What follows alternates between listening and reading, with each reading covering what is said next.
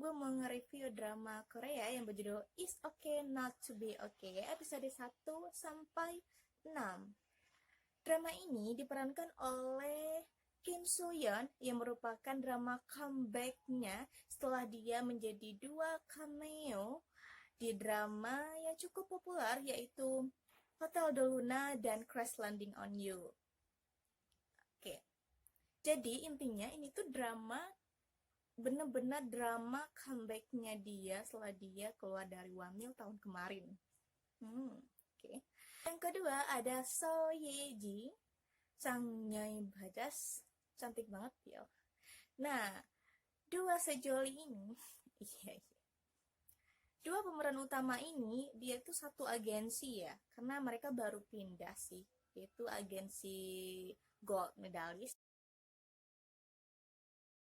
Di sini gue bakal ngebahas 3 poin penting mengenai drama ini, yaitu yang pertama adalah kupu-kupu, yang kedua ada penyihir, yang ketiga ada janggut berwarna biru. Mungkin ada tambahan sedikit-sedikit mengenai dongeng kali ya. Oke, let's go.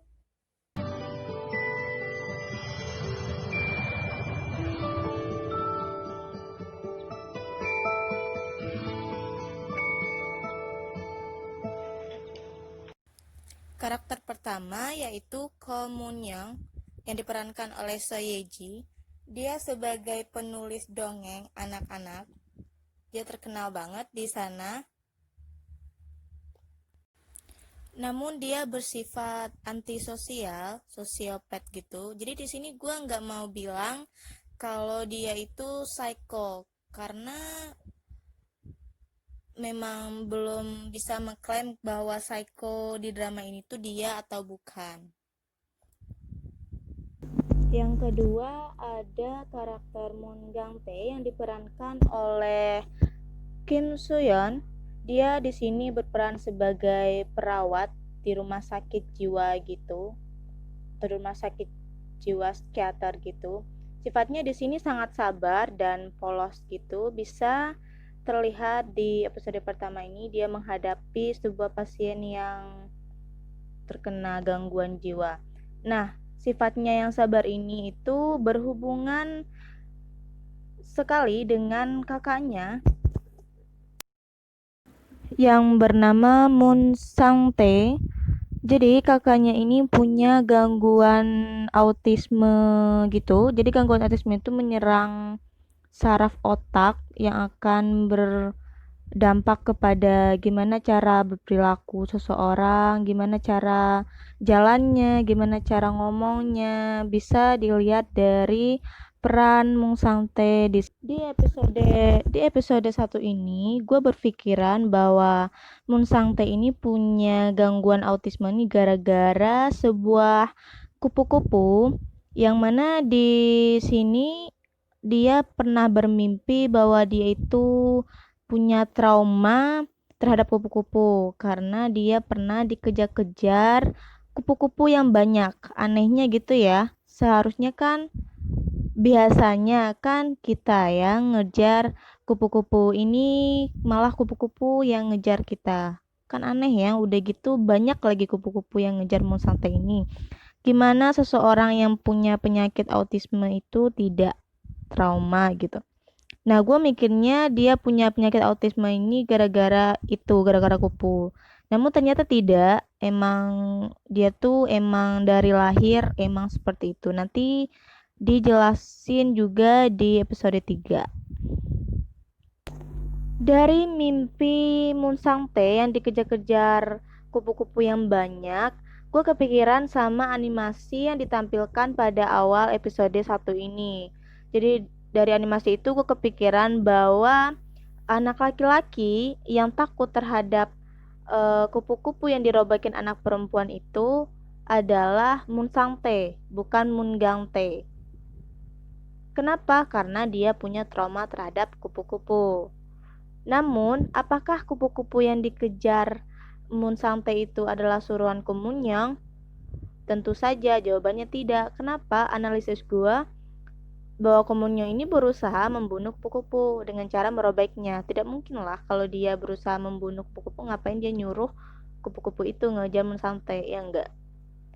Nah, di episode 2 dijelaskan bahwa Moon Gangtae lah anak laki-laki di animasi tersebut. Jadi ada sebuah relasi, guys. Di episode 2 dijelasin bahwa ada relasi animasi di episode 1 ini. Itu sangat jelas bahwa anak laki-laki itu adalah Moon Gangtae. Jadi abang adik ini mempunyai trauma terhadap kupu-kupu. Yang satu adalah dia tuh suka sama perempuan yang hobi banget robekin kupu-kupu. Yang dua, abangnya Moon Sang-tae itu takut banget sama kupu-kupu karena dia pernah dikejar kupu-kupu yang sangat banyak. Oke, lalu siapakah penyuruh kupu-kupu Komunyo? Tentu saja tidak. Ini sebuah misteri ya. Sampai episode 6 juga belum terjawab siapa penyuruh kupu-kupu ini. Nah, selanjutnya ada fakta yang menarik di episode 2 ini, yaitu mengenai Ibu Moon Gangtae dan Ibu Moon Sang-tae yang telah meninggal. Ternyata ibunya itu meninggal gara-gara kupu-kupu, kata Moon Sang-tae. Dia melihat bahwa ibunya meninggal dibunuh kupu-kupu. Apakah kupu-kupu yang dimaksud ini sama dengan trauma mereka berdua? Pertanyaannya masih sama, siapa penyuruh kupu-kupu ini? Oke, lanjut ke episode 3. Nah, episode 3 ini sedikit horor ya, agak serem gitu. Di sini muncullah sebuah penyihir. Gak tahu ini penyihir apakah hanya sebuah delusi, ilusi dari Komunyo itu sendiri atau benar-benar ada penyihir ini. Jadi Komunyo balik lagi ke kastel terkutuk namanya. Kastel ini adalah tempat tinggal dia waktu kecil dulu bersama orang tuanya. Nah, dari episode 3 ini apakah penyihir itu adalah ibunya Komunyo yang telah meninggal? Dan kenapa ibunya itu meninggal? Nanti itu agak-agak mulai terungkap sih di episode 5 atau 6 gitu. Ibunya kenapa meninggal. Nah, itu berkaitan dengan jenggot biru gitu. Jenggot biru. Di episode 3 ini lebih melihatkan bahwa sifat aslinya dari seorang Moon Gangtae yang ternyata juga punya ternyata dia tidak sesabar itu seperti ditampilkan pada episode 1 gitu. Jadi intinya dia kayaknya punya masa lalu yang intinya itu not okay di sini itu mereka berdua menurut gue di episode 3 ini. Jadi Moon Gangtae juga not okay dan Komunyo juga not okay gitu. Oke, lanjut ke episode 4. Inti dari episode 4 ini kita ketahui bahwa Komunyo dan Moon Gangtae ini sama-sama membenci kupu-kupu. Karena di sini mereka bilang bahwa mereka itu tidak suka musim semi. Jadi menurut gua musim semi itu kan mendatangkan kupu-kupu. Karena kupu-kupu makannya di bunga-bunga yang bermekaran. Jadi kita semakin yakin bahwa di sini Komunyo sangat membenci kupu-kupu sampai dia bertemu kupu-kupu lagi di satu rumah sakit jiwa oke ini dan berusaha membunuh kupu-kupu lagi. Nah, tapi kupu-kupunya terbang. Nah, dari sini dia ketemu sama ayahnya. Namun kejadian ini lagi-lagi bikin gue penasaran. Di sini ayahnya mencoba membunuh Komunyo lagi dengan mencekiknya. Ya namun Komunyo di sini mancing sih.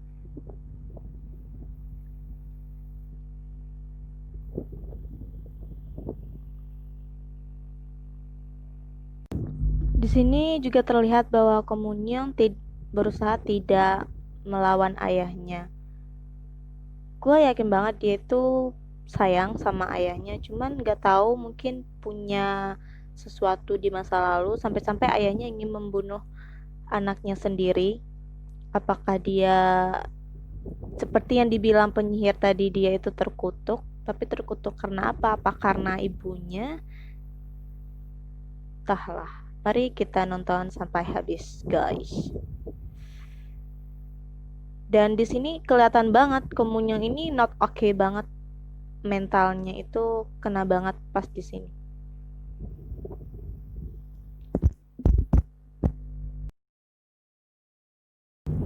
Nah, setelah dia dicekik oleh ayahnya, gue penasaran sama ibu-ibu yang di jendela ini. Tuh, siapa ibu-ibu ini? Apakah dia penyihir itu atau dia yang selalu memantau Komunyang, ibunya? Apakah ibunya masih hidup? Entahlah.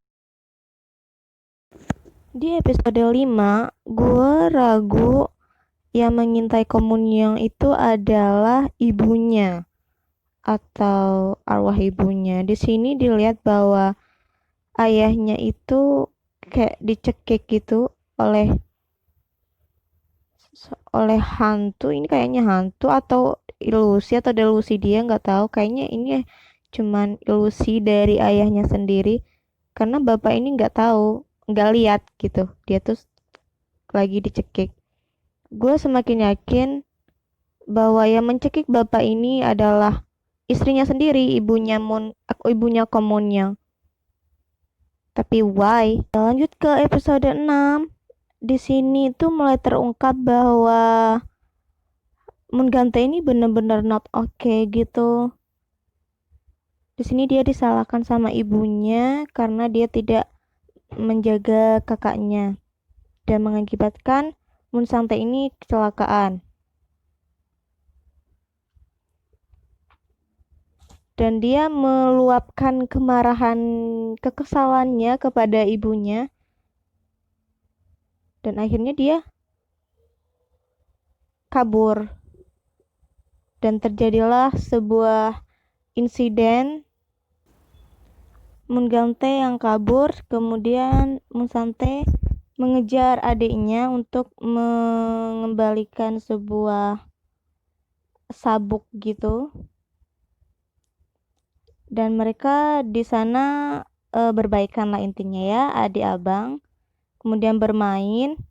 Nah, di sanalah ketemu Komunyang sewaktu terjadi insiden yang agak mengandung bawang bombay. Di episode 6 juga dilihatkan bahwa Komunyang ini not okay-nya emang gara-gara ibunya, karena dia tuh entah kesal sama ibunya, entah benci sama ibunya, atau gak tahu kenapa, entah takut sama ibunya. Nah, di sini juga disebutkan bahwa pria berjanggut biru, apakah di sini adalah ayahnya atau ada sosok pria lain di kastel ini? Apakah ayahnya yang membunuh ibunya? Entahlah guys. Di sini juga kelihatan bahwa Komunyo ini memang takut banget sama ibunya, dan kelihatan bahwa penyihir itu adalah ibunya. Tapi penyihir itu hanya sebutan bagi ibunya yang seorang yang kejam, yang agak serem gitu mungkin. Tapi gue juga nggak tahu bahwa penyihir itu emang ada atau hanya sebutan untuk ibunya.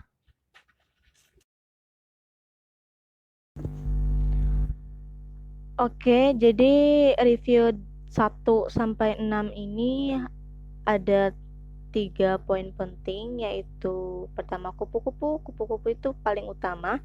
Yang kedua ada penyihir adalah ibunya, mungkinkah? Mari kita buktikan. Yang ketiga adalah pria berjanggut biru. Apakah itu ayahnya? Entahlah, mari kita buktikan. Oke, itu adalah review dari gua mengenai drama It's Okay Not to Be Okay. Jika kalian suka, silahkan like. Jika kalian ingin gue nge-review tentang drama Korea apa, silahkan komen. Atau kalian mau nambah-nambah teori tentang drama ini, juga silahkan komen. Oke? Jangan lupa subscribe dan share ke teman kalian yang suka mengenai drama-drama Korea. Yang gak suka drama Korea, jangan di-share ya. Thank you. Thanks for watching. Bye-bye.